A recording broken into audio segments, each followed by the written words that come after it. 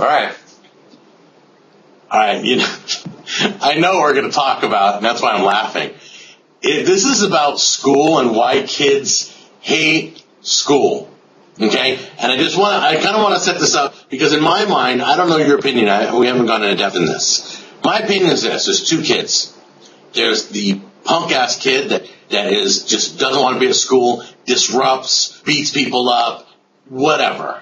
It's just a menace to society. It's just, let's be honest about it. Doesn't want to be there, and they're forced to be there. Then there's the other kid who fears for his life and is trying to learn. That was me. Yeah, that was me too. I used to eat my lunch in the library. I was such a loner.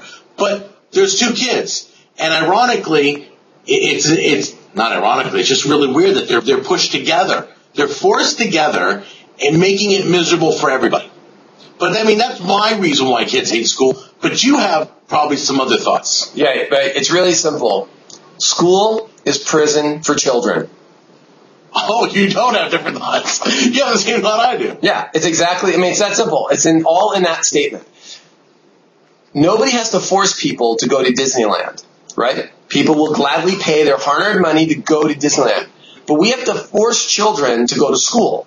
And it should be the other way around. School should be set up in such a way that kids look forward to going to school. Okay? And there's this small, tiny group of kids who do look forward to going to school. And there was a point in my life when maybe first grade, kindergarten, the early years, where I did look forward to going to school. I look forward to lunch every day. Well, recess was fun. Who didn't look forward to that? But what I'm saying is there's a small group of those people who just, the way school's structured now, they fit perfectly into, right? They're very, organized. They can sit down and they can do the work and follow directions but most people don't learn that way. Most people have to be forced to go to school. That's the number one thing. The fact that we have to force children to go to school and they don't want to go to school tells us there's something wrong with school. You fix school when kids want to go to school, when they're looking forward to going to school, and they're interested in what they're doing. Just an example. For an example, I would have to write essays on things, right? And the teacher would say, okay, write an essay on this, right? And I just didn't care, right? Whatever, blah, blah, blah, blah, blah, blah. Just write words, and I'm done. I'm just, okay, I got my count, 1, 2, 3, and I have to margin it and everything. Done. Right? But the minute that I got to pick what to write about, I always got an A. Always. Yeah. Isn't that weird? Yeah. The teacher always would give you something to write, and it was just boring and tedious. Instead of saying, okay, here's an area that I want you to discuss. And I want you to discuss that and pick within this category. You pick whatever, but it has to fit within the category. And bring it to me, and I'll tell you if it fits the category. And then all the kids would get to choose. It's the lack of choice, the lack of freedom, the fact we force them. It's jail. It's jail. No creativity. We have no creativity in school. You're not even allowed to because, like you say, they dictate every year, every step, everything. The books you're going to read, you don't want to read. The plays you're going to perform in drama, you don't want to do. The music you play in band totally sucks. It's way outdated. Right. Every step in school has been pre-planned for you and crammed down your throat, whether you like it or not. Here's something. Reading. Okay, let's go to that example you gave. Okay, why couldn't people get to read Harry Potter in school?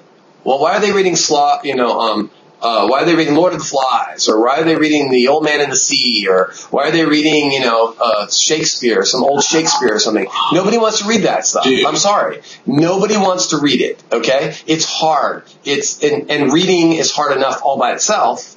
In the effort you have to put in, but then to make it in Old English, nobody wants to read that either. Okay, why not pick something that kids want to read and discuss this? You can discuss the same things in that. Does Harry Potter have to be 100 years old before it's all of a sudden valid to be read in school? No, we're still reading the same books that you and I read. My son still has to read the same crap. Right. Who said Shakespeare was good? Who decided that what Shakespeare did was good? Who? And that just stays forever? Right. Really? Right. Exactly. So the fact that we force kids to do certain things is why kids hate school. They're forced. And when you have a system where you have to force people, there's something wrong with the system. It's not people. It's the system that's bad. So something has to be changed there. And there's great teachers within the system doing the best they can do within a broken system. And yet no one's talking about how that we have to force kids. And that really our goal should be to construct school such that kids want to go. I don't know any single person on the planet, I've never met anybody, okay, who didn't enjoy learning something. Who didn't enjoy learning something. If I said, hey, do you know how you can cook twice as fast with your microwave? You know what you do is you do, and now you're on the edge of your seat. Oh, wow. How do I do that? How do I cook twice as fast with my microwave? Right? All of a sudden you want to know. Number one, because it impacts your life. You go, oh, I use a microwave.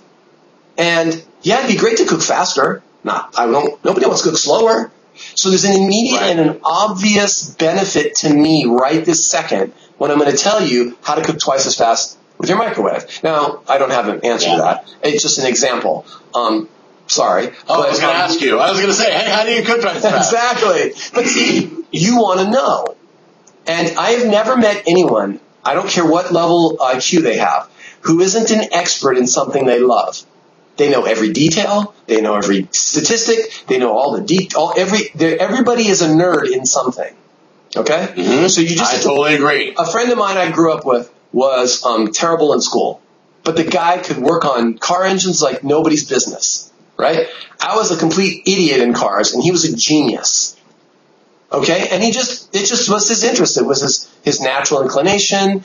And what did we learn in auto shop? They taught us about the internal combustion engine and the 4-stroke and the 2-stroke and the blah, blah, blah, blah. That to him was just like, it was just a bunch of noise.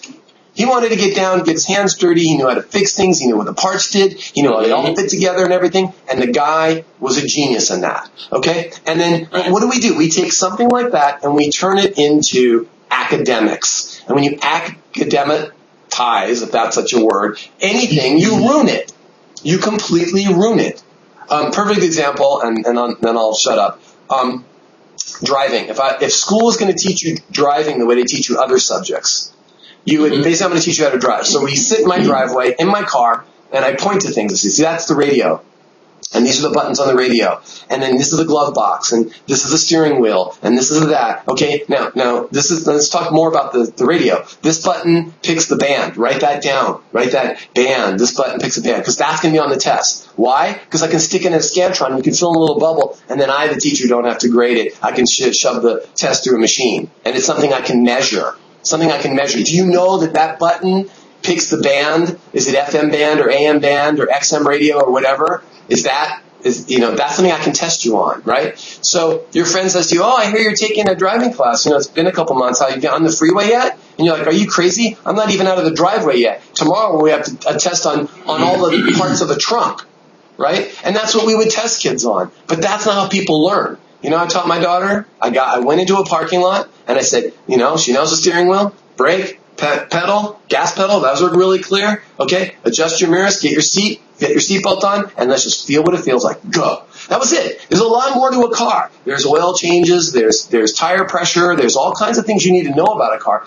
And I didn't waste a bunch of time teaching her that because she doesn't want to know those things. She wants to know how to drive.